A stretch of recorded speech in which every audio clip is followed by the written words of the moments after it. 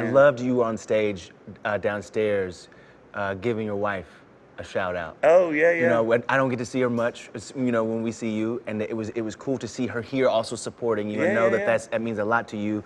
What did it mean to have her here today? I mean, because that's like, well, yeah, I know she's your rock. Well, yeah, I mean, you know, like I said, she's enjoying this. She's she's into tennis, loves tennis, and she's got all these tennis friends. So heck, they got him a room. Like I'm gonna have to rename that. Maybe my VIP room may be Caroline's tennis room. Right. But you know, the fact that she wants to come down here and enjoy the bar with friends, and then but the fact that yeah, I mean the fact that you know obviously she's here and. You know, tonight we'll do the show, and a lot of my friends and family. I mean, my tour manager has my phone in his pocket, and I'll look at it, and I have a lot of friends wanting to come down here. I bet. But yeah, you know, me and Caroline, we've, you know, back when I did spring break shows, right? We were down there partying at spring break. You know, you met in college, right? Yeah, we met in college, and we met kind of in that college scene. So we try to still keep it college around the Bryan house. So, tell me, what do you remember the first time you saw her? Was it a spring break situation? What it was just love at first sight. Was it? Oh, it was a bar. It was totally the bar. Totally like she walks in, I'm like, hold up, boys, I'm gone. So then I had to figure out my little. The angle. How I'm gonna get into this? I'm gonna get over there and talk to her without looking like an idiot, and I'm sure I did. I'm sure you did, but it worked. Yeah, it worked. But yeah, I mean, we that's the thing. I mean, you know, when you're raising kids, and when I'm doing this, and I mean, the Caroline's best thing is she keeps it real for me. When you know, she calls me out on all my little when I get a little too. When was the last time she had to call you out? Oh gosh, this morning. I think about all the things that are happening in your life right now. I mean, you've got the season 2 of American Idol. You've got this place, 21 number ones. Thank you. You've got, I mean, you are one of the best-selling, top-selling country artists in the country. I mean, this got to feel good. I know that it hasn't always been easy for you, though. I know that it hasn't always been gold ticket after gold ticket after gold ticket. You worked really hard, and you've been through a lot of things. Does that make the success now even sweeter?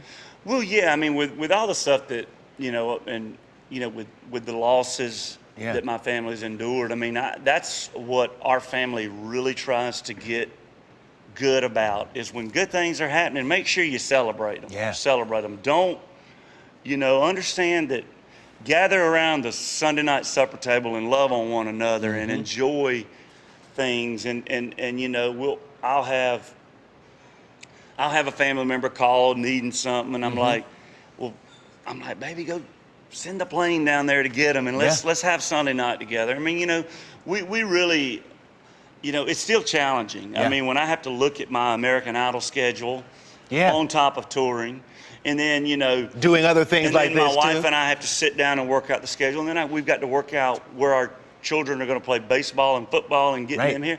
It's still very, very challenging, and it seems to not really get easier, but you just get better at it. But we hope we do, you know, and but the main thing at the end of it is we just try to have fun as a family, and I flew all my boys down to Texas, and we had a little day out in the woods hunting, and we flew back, and I got them in the bed about 10:30, and then woke up, and you know, Caroline's making them breakfast in the morning, and I pat them on the butt and send them off to school, and now we're playing a street. You know, so it's a busy life, but you just try to enjoy it and smile, and like I said, I mean, if you have all this going on and you don't enjoy it with your family and your friends, what's the point? And the people that are close to you and your fans. I mean, I think a big, you know, I've joked. I mean, I've had to, you know, when you're not that talented, you got to work a lot harder. So I've always joked. I mean,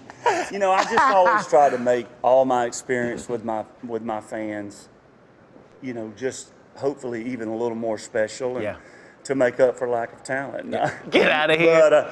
But you know, with us, we you know, we have fun. When I look back on the years of getting to this point, I mean, I never just huffed and puffed about it. I've always just said, you know what? Gonna work a I little got harder. this little crazy idea. Let's try it. And let's see if it works.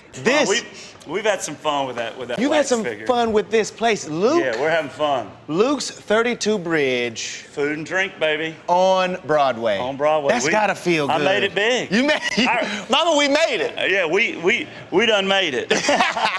No, it's amazing. It's amazing to. I never will forget. The first time I pull up, when you're out here at night, you see the neons and you see your name right here on downtown Broadway.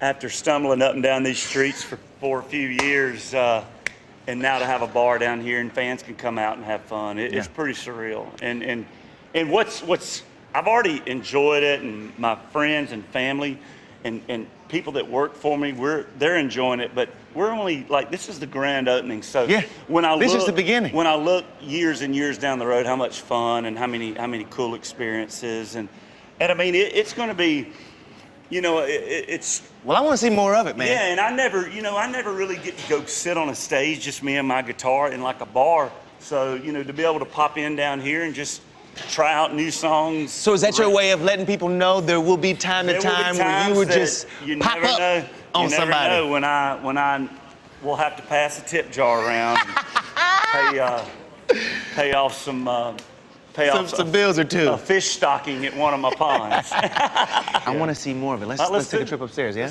Well, you look around this place.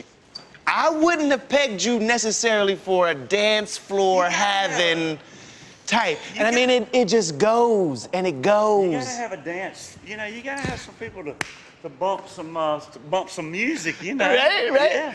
You gotta have. Well, that was what people asked me for years. When I wrote "Country Girl Shake It For Me" and songs like "That's My Kind of Night" that had that kind of that almost dance floor thing. I mean, when I was playing in the, I'd play the biggest country music bar in Georgia. Yeah. Well, right when I got done off stage, boom, boom. I mean, the nightclub, Exactly.